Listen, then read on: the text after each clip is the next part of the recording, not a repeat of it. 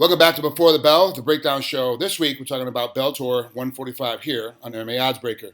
Bellator 145 Vengeance in St. Louis, Missouri. They've got a big fan fest going on right now before it. A lot of named people are up there. Of course, the sideline that everyone's talking about is Shamrock versus Kurt Angle. If that fight's going to happen, because Kurt's all of a sudden there signing. Do we really care? Not particularly. Not even a guy that's never fought in MMA before, jumping from pro wrestling, all of a sudden jumping into fight Ken Shamrock, who is arguably now become the Dan Severn of MMA. Kind of silly to me, but it's bringing a lot of eyes, bringing a lot of eyeballs to this. So it brings us to the co-main event. Lightweight title fight. Will Brooks versus Marcin Held. Will the fight that Brooks just had with Patricio Ferrara and his family, his brothers, before this, they got in a big altercation there in the hotel. A rumored, we're not real sure what's happening with it. Police have been called. Will that make a difference in this fight tonight? Well, the tension's definitely going to be up there. So when they get in the octagon or the cage, I should say, that I'm sure that could have some effect if they let it really get to them mentally, and then maybe their over-aggression, if it causes some over-aggression, that could definitely be a negative sometimes, because over-aggression often leads to mistakes. But I think, you're talking about professionals out there. So two guys that have been around for a long time, they know what the stakes are here too. So I don't think it's going to matter too much, to be honest with you. Marcin Held is got to be a severe underdog in this one. Am I right? Because I just think Will Brooks has got way too much for him. Well, Brooks is a stud, and he's proven it. A lot of people counted him out against Chandler, of course. And he's had some really quality wins, and in both performances against Chandler, especially the second one.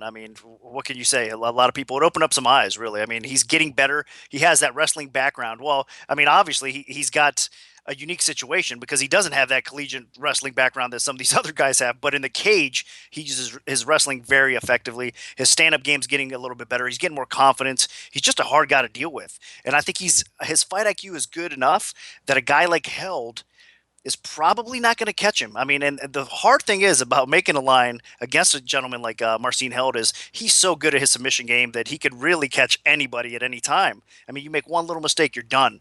So that's what you're dealing with here with Marcin Held. So he's definitely a game challenger. Another guy that's young, getting better every fight, improving his stand-up as well, but grappling is obviously his best strength as well. So you got grappler versus grappler, a submission guy versus a guy that likes to control a little bit more, drop some bombs on you when he has you on the ground. So it's a good fight, but honestly, you got to lean towards Will Brooks in this spot. That's why right now, I believe, let me look at the line, he's minus 450. Yep, 450 plus 330. So public has bet it up a little bit, and it's hard to argue it, really. I like Will Brooks in this fight. I don't really see any way that Marcin's going to be able to catch him. If he does catch him, obviously it's going to be a submission, but I think he's going to take a severe beating before he can even get to a submission. And then we all know that if you've been getting beat up quite a bit before you actually lock that submission in, there's not that much power in that submission. So he's going to be able to get himself out of it.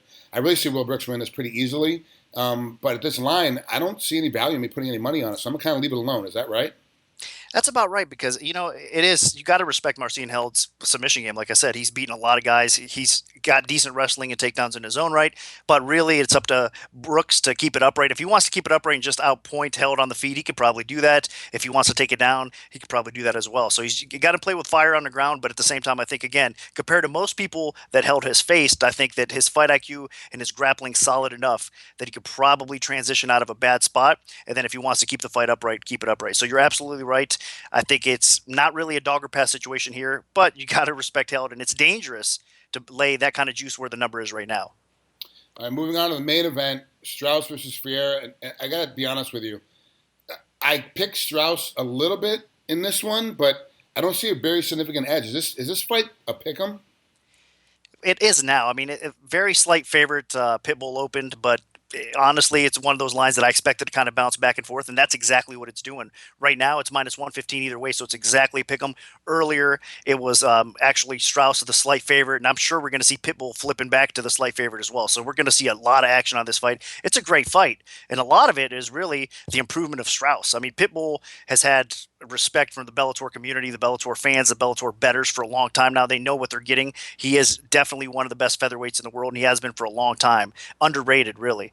He's just explosive on the feet, has wrestling. He's just a total package, so he's great. But Strauss has put the work in. He's obviously spent time in Florida with the American Top Team. That's benefited him quite a lot because his stand-up game has improved I mean, tremendously. So the guy can beat you on the feet now. He has amazing grappling, wrestling as well. So Strauss is a very tough out, and he was winning that fight last time they fought before he did get submitted. So, it is what it is. But I think here Strauss has a very good shot of actually maybe not making that mistake again and winning this fight. My understanding is from ATT that Labario has actually taken a particular interest in this more so than he has in the past. He's always taken an interest in Strauss, but more so than he has in the past, specifically because he believed, like you just said, that he was winning the fight before he got caught, and he wants to stop him from getting caught again. So he diligently worked on the submission game, but he worked on it with Labario. So he's got a different kind of game. I don't see him submitting Patricio. I don't see it happening. But I do see him winning this fight in a long decision. I don't see him be able to stop Patricio, but do you see any way that Patricia can stop Strauss in this fight?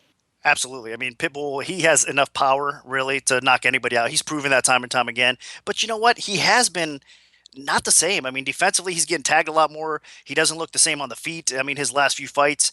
So even his last fight against Weitzel, I mean, it was definitely sketchy there as well. He was getting beaten that fight, arguably before he landed that punch that won him the fight as well. So that's the kind of power that Pitbull has, though. I mean, he could be losing the fight and then turn things around with one punch. And then obviously he's got the submission game that he can finish Strauss. He proved that before as well. So yes, he's capable of finishing. But you know what? In this case, I agree with you. It should hit the cards, and I think Strauss is going to pull off the decision. But I wouldn't be shocked if Strauss actually finishes Pitbull on the feet. I don't think he's going to sub him, like you said. But you know what? His stand-up is improving enough. Pitbull's been getting hit more. Strauss has enough power. I mean, I wouldn't be shocked, honestly, to see Strauss knock him out or win on the cards this time. I'm taking Strauss in this one to win by decision. That's a good prop bet for me to drop out there then, right? Yeah, I think so. I mean, the lines, the props will have a little bit more value, especially if it is a pick'em type of fight. You're going to get plus money on that, but you got to be careful because, like I said, the defense. I mean, I'm a little bit concerned about Pitbull. I'm not sure what's going on with him, but he seems to be on the decline a little bit. And the guy's so young. I mean, he's been in a lot of wars throughout his career already, so maybe it is kind of setting in. But you wouldn't think. At this point that he's already kind of hit that decline spot, but he hasn't looked the same the last few fights. So there might be some value on Strauss by decision, but just be cautious in case that knockout does happen. Well, that's it for this week's Before the Bell show. Remember, check back to MMA Oddsbreaker for all your MMA needs. We'll see you next week.